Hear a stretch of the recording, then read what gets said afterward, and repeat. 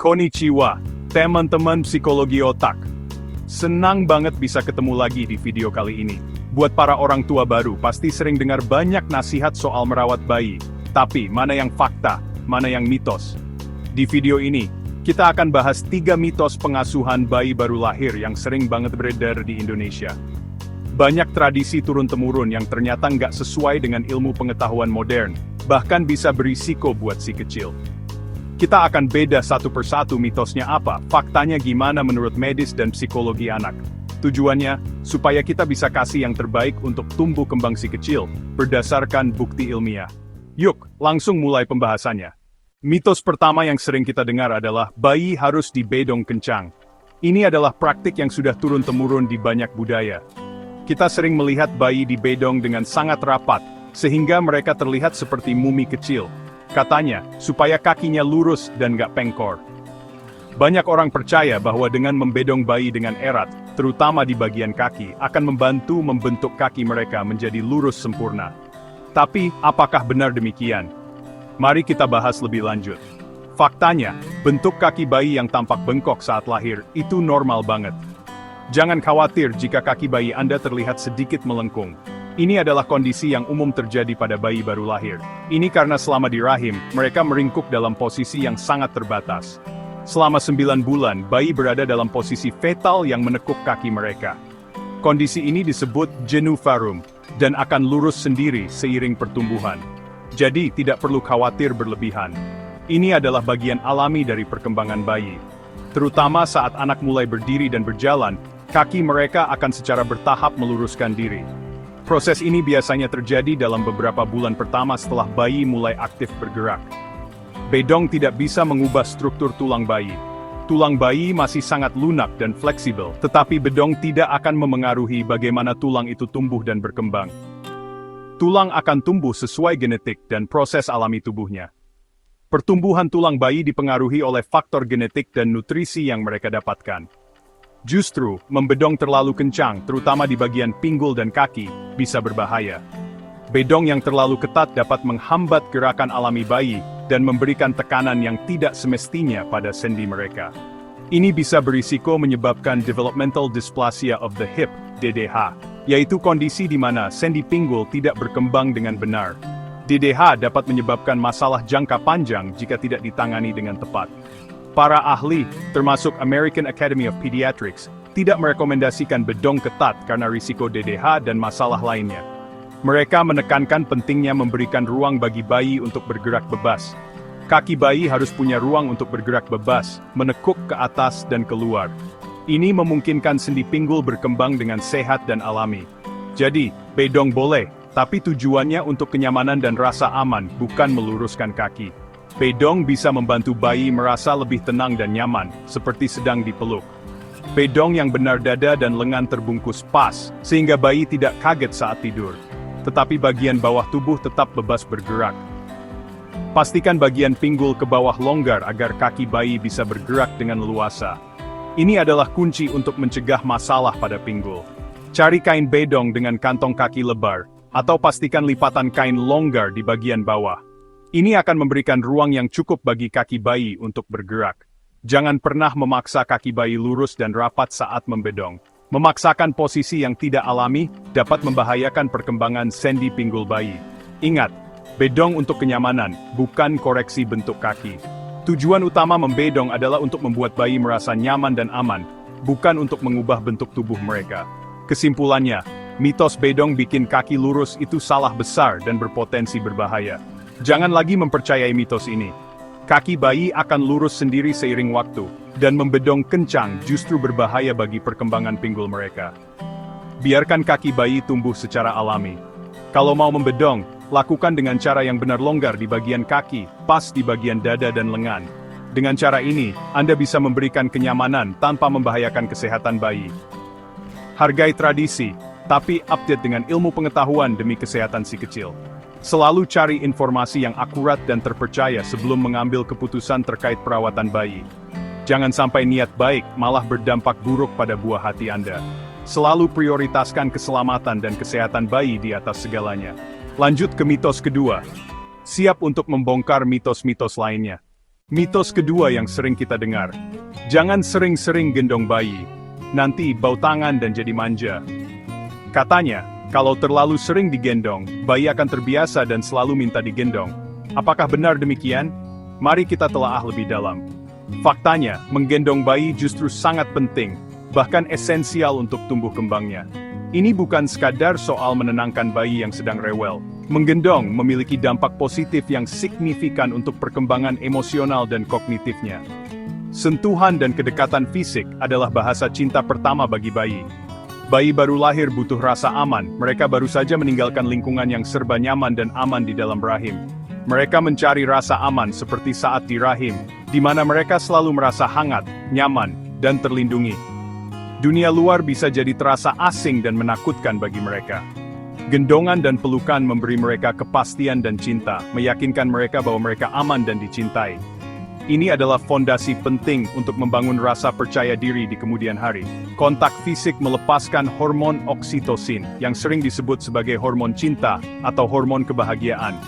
Hormon ini menciptakan rasa tenang dan memperkuat ikatan orang tua anak. Semakin sering bayi merasa tenang dan dicintai, semakin kuat pula ikatan emosional yang terjalin. Bayi yang kebutuhannya terpenuhi, yang merasa aman dan dicintai, akan belajar untuk mempercayai dunia di sekitarnya.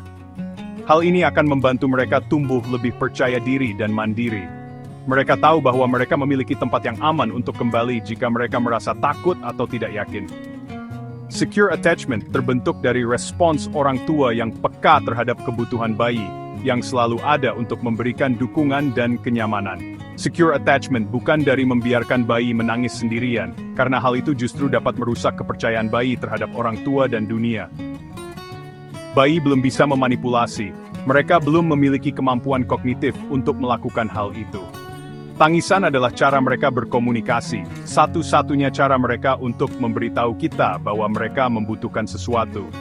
Merespons tangisan dengan gendongan, bukan memanjakan, melainkan bentuk komunikasi dan validasi perasaan mereka.